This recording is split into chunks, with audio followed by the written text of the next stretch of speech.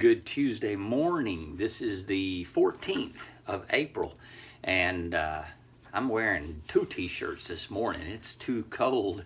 I pray that you have been staying faithful in your Bible readings as well as your noontime prayers that we're all trying to remember to do as a congregation each day when this devotion is sent out. Also, a reminder to go to our prayer time is given, and part of that is part of what we're talking about today. We're talking about diligence in dominion, and yesterday we touched on the character of George Washington. As I said, many of you might not be a fan of George Washington, but I am certainly a fan of the stories of his character. There you go. I hope that makes sense to you. But we talked about Abraham as well, and how he was diligent in training his servants and making sure that he was bringing order out of chaos with his own family.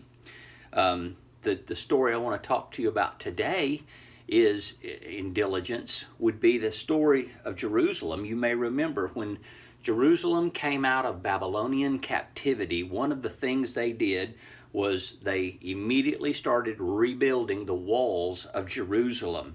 And there were men who were not stonemasons. There were men who were not carpenters. That was not what they did by trade, but they did everything they could to assist.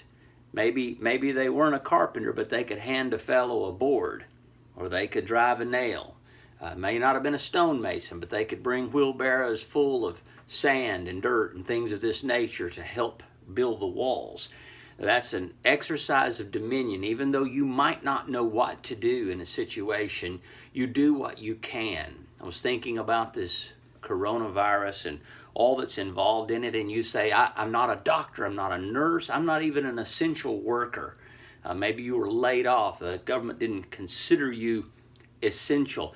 What opportunity then were you given to be diligent and care for the things that maybe you hadn't had time to care for previously, but now, due to the fact that you were at home a little more, you were able to focus on something else. Some of you that can't get out, I think of some of our elderly ladies, and Miss Polly in particular. She's been on lockdown in her assisted living facility. How much more time now has she got to read and listen to sermons and even be an encouragement to the people that's in the facility out there with her?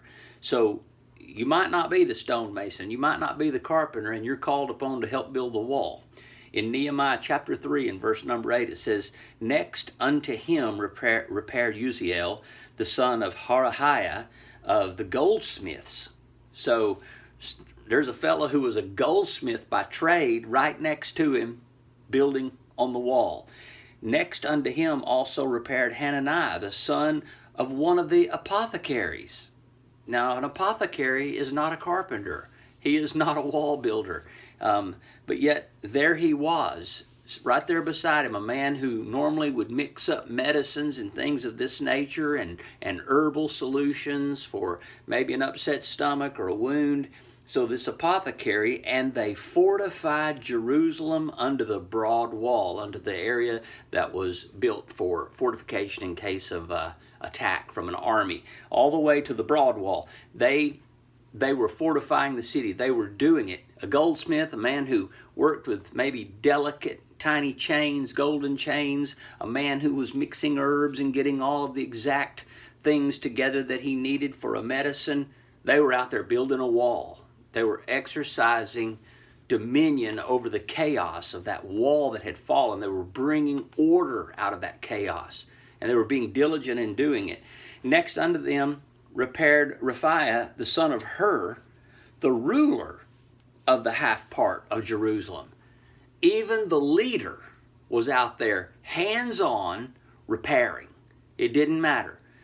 You see, when there is a pestilence or a plague or a disaster or troubles, everybody all of a sudden becomes equal. We're all on the same page. We're all going through the same suffering. So we all have to repair together. And that's what these men did. A goldsmith, an apothecary, and a ruler. what an excellent picture for every one of us to remember the importance of what we're supposed to do.